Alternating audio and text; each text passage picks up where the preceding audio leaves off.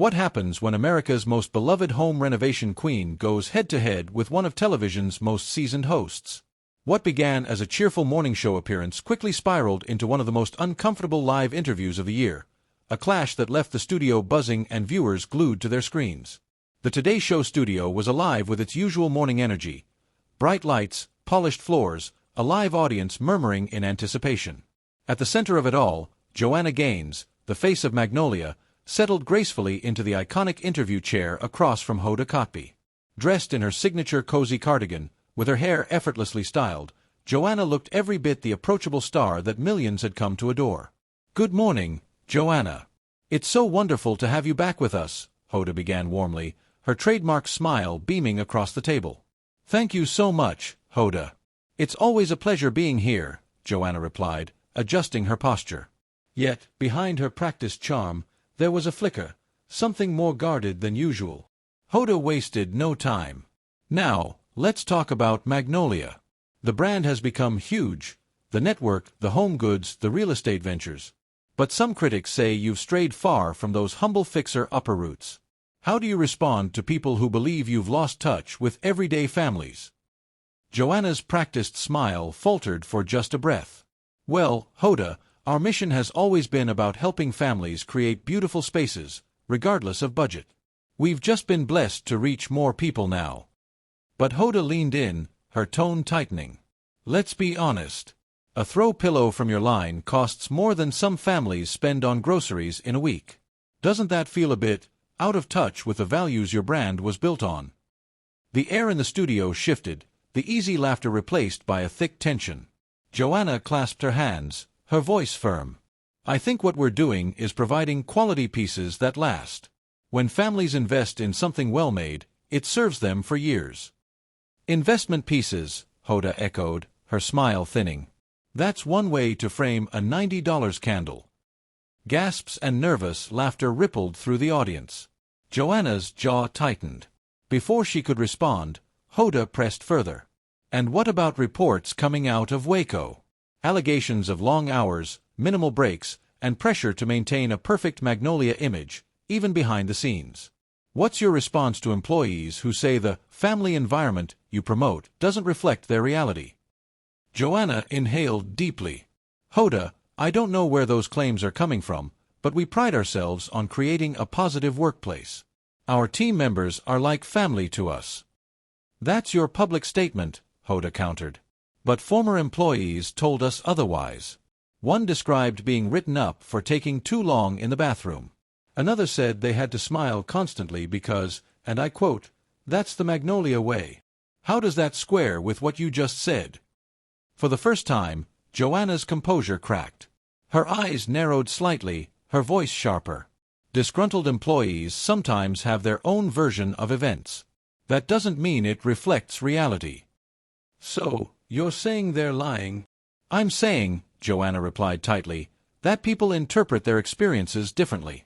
But our values speak for themselves." Hoda wasn't done. She leaned forward, her voice calm but cutting. "Let's talk about those values. Magnolia promotes this image of simple living, authenticity, family-first priorities. But your own lifestyle tells a different story. You live in a multi-million-dollar farmhouse, your children attend private schools, and you have a staff that handles most daily tasks. Isn't there something dishonest about selling an accessible lifestyle while living a life most of your viewers could never dream of?" The words hung heavy in the air. Joanna's face stiffened, her fingers gripping the edge of her chair. "I think you're making assumptions about my family, Hoda. We've been blessed, yes, but that doesn't mean we've forgotten where we came from." "Where you came from?" Hoda repeated slowly, her tone almost amused. She gestured subtly toward the cameras. "But when your social media shows a lifestyle that costs more to maintain in a month than most viewers make in a year, organic everything, custom decor, professional photographers documenting each perfect moment, it's fair to ask, is that really the simple life Magnolia is selling?" The studio audience shifted uncomfortably, some glancing at each other, others staring intently at Joanna, waiting for her answer. Joanna took a long breath, her voice calm but icy. "We share our lives because people ask to see them. That doesn't mean we've lost touch. Our story is about possibility, about creating something better, even if you're starting small. The moment stretched on, thick with silence. Hoda's smile returned, though this time it carried an edge. The cameras caught everything: the tension, the clash of values, the cracks in Joanna's polished image. What was supposed to be a breezy morning promotion had turned into a battle of perception, authenticity, and brand image. And as the segment wrapped, one thing was certain: this wasn't the Magnolia moment anyone expected. The studio lights blazed overhead, but the sudden chill in the air was undeniable. What had begun as a polished morning segment was rapidly unraveling into something raw, uncomfortable, and impossible to look away from. "Let's talk about that," Hoda said, her tone deceptively calm, her eyes locked on Joanna. "Because there's been some research into your family's background suggesting that the humble beginning story might be more crafted than authentic." Joanna's posture stiffened. A flash of irritation crossed her face. "Excuse me." Hoda pressed forward, refusing to soften. "Your father's business ventures, for example. Public records show he was quite successful in the automotive industry long before you ever picked up a paintbrush. Your childhood home wasn't exactly the modest farmhouse your brand suggests, was it?" The audience shifted uncomfortably. Joanna's jaw clenched. "I don't appreciate you investigating my family." "This isn't investigating," Hoda replied evenly. "It's basic fact-checking. The narrative you've built, starting from nothing, understanding the struggles of everyday families, it's compelling. It's powerful. But is it entirely accurate?" The studio fell silent except for the low hum of the cameras. Joanna's smile was gone. Her voice dropped, sharp and controlled. "You know what, Hoda? I came here to talk about our new furniture line, not to have my family's history dissected like we're on some investigative news program." But Hoda didn't flinch. Her gaze held steady. "That's just it, Joanna. Your family story is your product. You're not just selling furniture or paint colors. You're selling a dream. When that dream has cracks, don't viewers deserve to know?"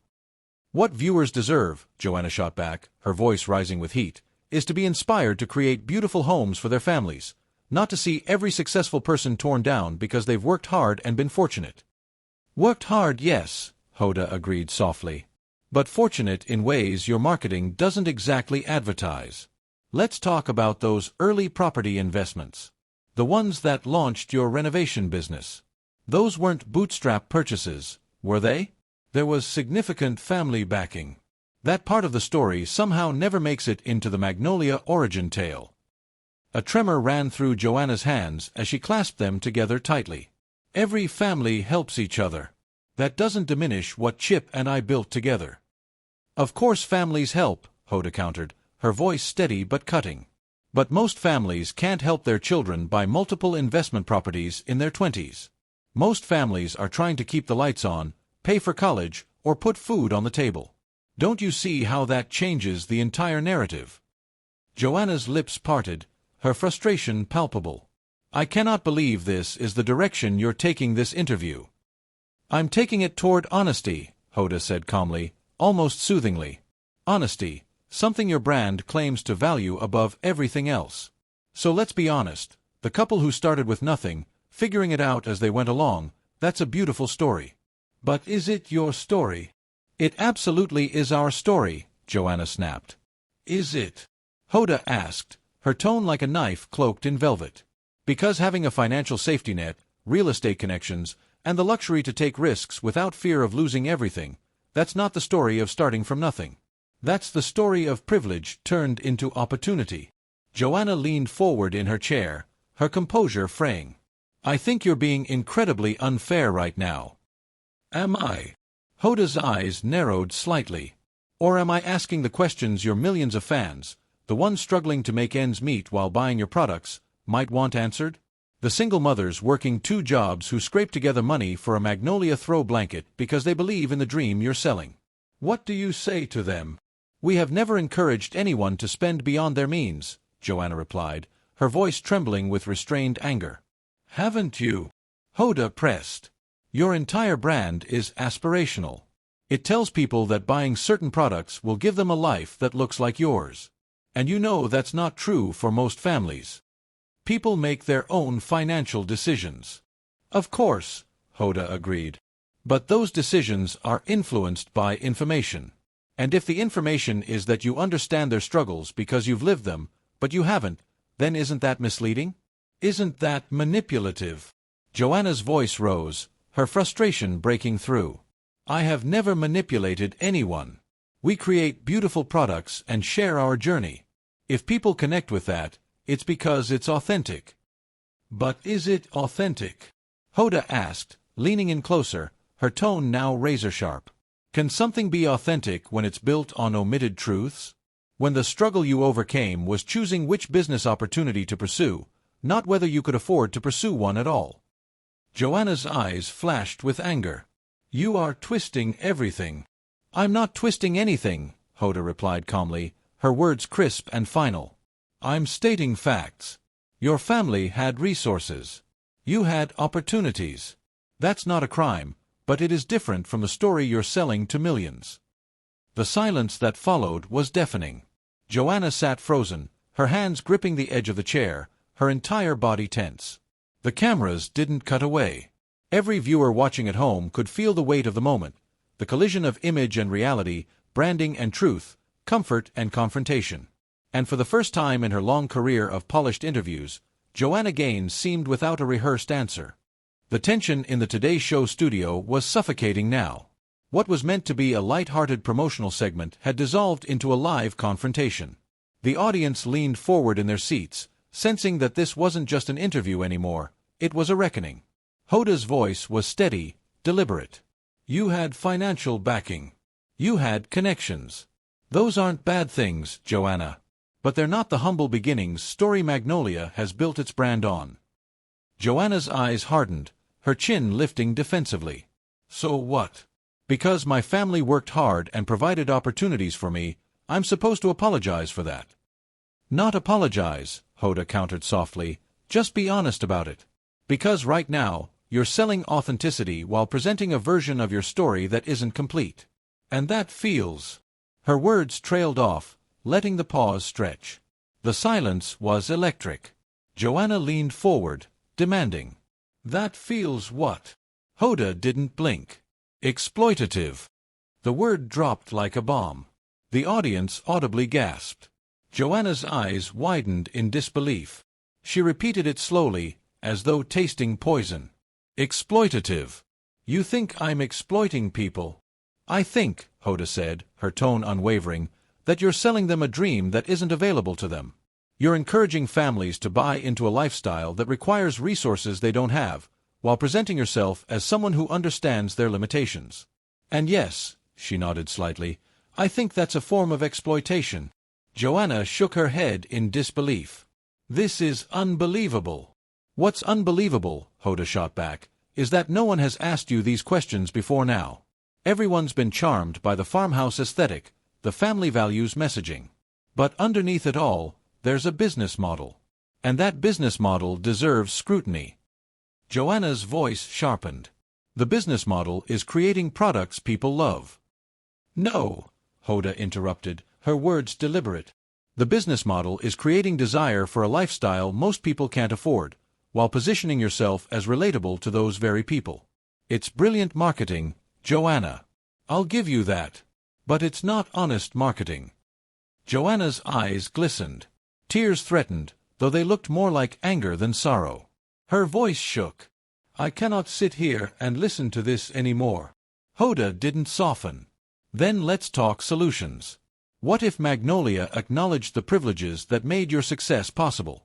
What if you created truly affordable product lines? What if you stopped positioning yourself as every woman and instead positioned yourself as someone who wants to help every woman?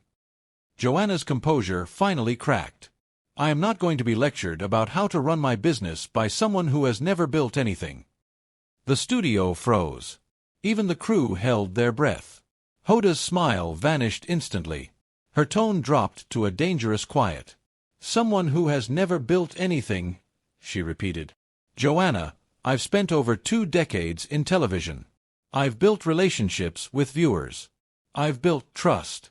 I've built a career on asking the questions that matter. What I haven't built, her eyes narrowed, is a brand that profits off people's insecurities while pretending to understand struggles I've never lived. The words sliced through the air like glass. "That is not what we do," Joanna fired back. "Isn't it?" Hoda asked. "Let me bring up something else. Your latest campaign, making every house a home. Do you know what the average home price in Waco is now compared to before Fixer Upper aired?" Joanna shifted in her chair, suddenly defensive. "I don't see how that's relevant." "It's relevant," Hoda pressed, "because your brand has gentrified your own community. Families who lived in Waco for generations can't afford to stay. Property values skyrocketed because tourists and investors came chasing the Magnolia dream. Tell me, is that just good business?" Joanna's voice broke slightly. "We've brought jobs and tourism to Waco. We've revitalized downtown. We've given the city national recognition." "You've brought wealth," Hoda corrected, "but wealth that benefits those who already had resources. And it's displaced people who didn't. It's the same pattern we see with your products, with your brand, with everything Magnolia touches. It looks beautiful. It feels inspiring. But it pushes out the people who can't afford perfection." "You are being so unfair right now," Joanna said, her voice cracking. "We employ hundreds of people. We've created opportunity." "For the people who can afford it," Hoda countered.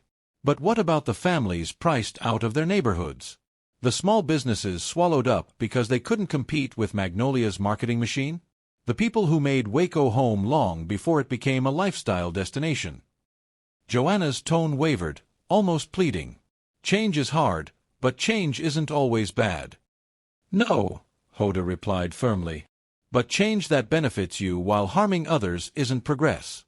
It's the same old story, those with resources gaining more resources, while everyone else pays the price. Magnolia has just dressed it up in white shiplap and farmhouse chic." Joanna pushed back from her chair, rising slightly. "I did not come here to be attacked like this." "You came here to promote your brand," Hoda said evenly, her journalist's poise back in place. "I'm examining what that brand really does.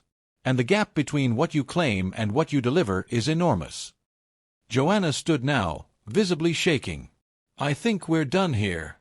"Are we?" Hoda asked, her eyes unblinking. "Because we haven't even touched on the labor practices at your manufacturing facilities." The room fell deathly silent.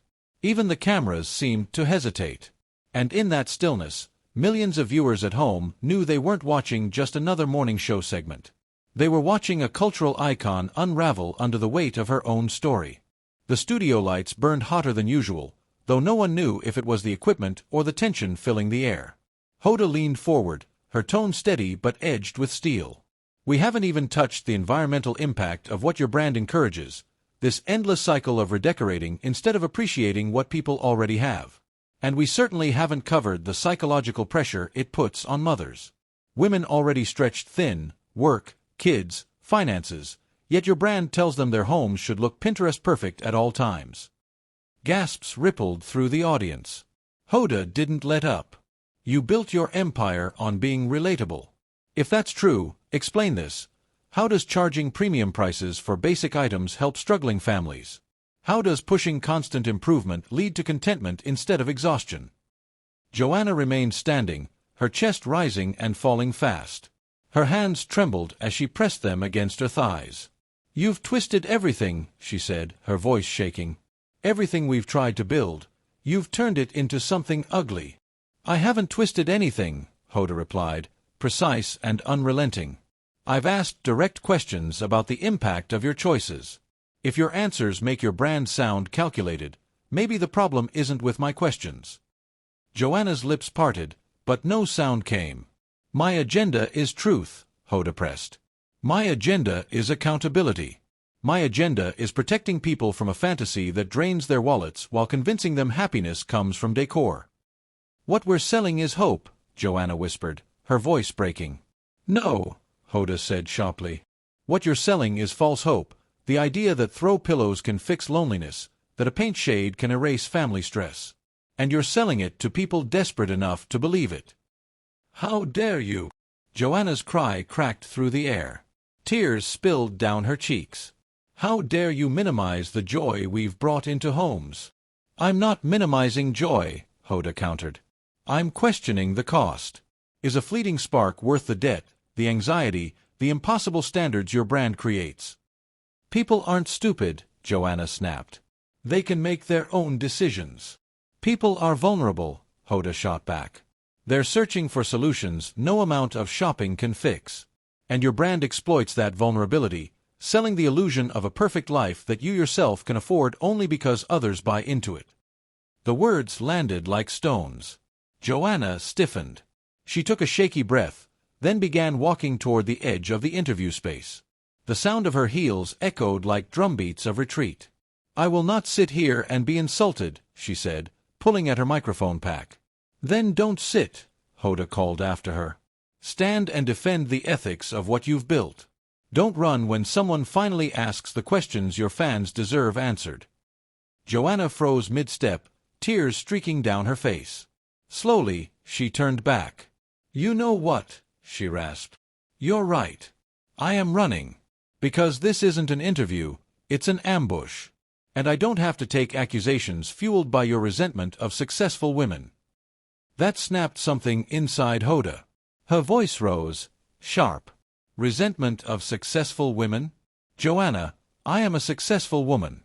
I built my career on honesty, accountability, and asking the questions that matter. That isn't resentment. That is responsibility.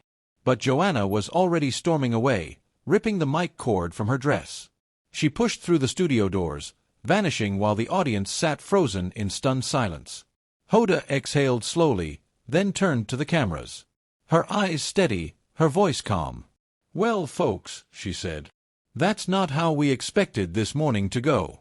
But sometimes, the truth doesn't sit comfortably. The studio remained still, the echo of Joanna's departure hanging in the air.